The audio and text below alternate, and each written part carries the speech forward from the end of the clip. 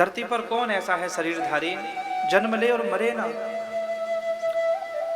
जो आया है उसको तो जाना पड़ेगा। लेकिन इस भागवत रूपी अमृत का जो पान कर लेता है, जिसने अपने मन रूपी मधुकर को कृष्ण कथा के रस का पान करने वाला चकोर बना दिया, जिसको भगवान की कथा का चस्का लग जाए, जिसके नेत्र भगवान के दर्शन को व्याकुल रहें, जिसकी जिह्वा भगवान का नाम गाने को व्याकुल हो जाए, जिसके कर्ण पीयूष भगवान की कथा को सुनकर पुलकित हो जाए, जिसका मन रूपी मयूर नाचने लग जाए। और भागवत जी का चिंतन करते करते भैया जो गोपी बन जाता है। अब ये मत सोचना गोपी वही है जो साड़ी पहनकर बैठी है, नहीं, सब गोपी हैं। ये कोई स्त्रीलिंग पुल्लिंग नहीं है गोपी। हाँ, मुझे तो कई बार चलो अति भाव में समझ आ जाए। एक बंसी वाले दादा रहते थे हमारे संग, साड़ी बांधते, और मैंने उन्हें कई बार कहा हमारे होठ रचा लें, साड़ी पहन लें, नथ। अब मुझे बड़ी समस्या हो, कभी जाना हो और मेरे साथ देखें स्त्री के वेश में पुरुष, होठ भी रचा लें, अब 2-4 लोग उनसे बात करें तो मैं कमर फिर के खड़ा हो जाऊं, मेरा परिचय नहीं है इनसे कोई। यहाँ पटना रेलवे स्टेशन पे पहुंच गए, अब हमारा लंबे लंबे बाल, होठ वोट सब रचा रखे थे। मैंने देखा तो मैं तो खिसक लिया वहीं पे। मैंने कहा चलो, बोले आपके संग है ना, मेरे संग कोई नहीं है।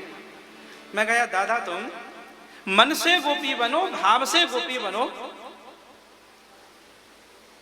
ईश्वर ने पुरुष बनाकर भेजा है तो पुरुष जैसे रहो।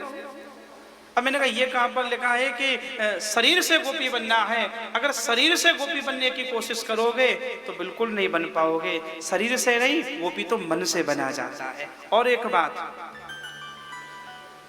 अब शरीर से बन रहे हो तो इसका अर्थ ही यही है गोपी भाव के विपरीत जा रहे हो, क्योंकि गोपी भाव की पहली शर्त तो यही है गोपायति इति गोपी, जो अपने प्रेम को छिपा ले वो गोपी है। वृंदावन की गोपी ने कभी पता ही नहीं चलने दिया ब्रज में कि वो कृष्ण को प्रेम करती है। हाँ, भगवान जब ब्रज को छोड़कर गए तो भी गोपियां रोती रह गईं। अपनी आंख के अश्रु भी उनके पति और पुत्रों को पता नहीं चल पाए। जो प्रेम को छिपा ले, महापुरुषों की नकल नहीं की जाती है।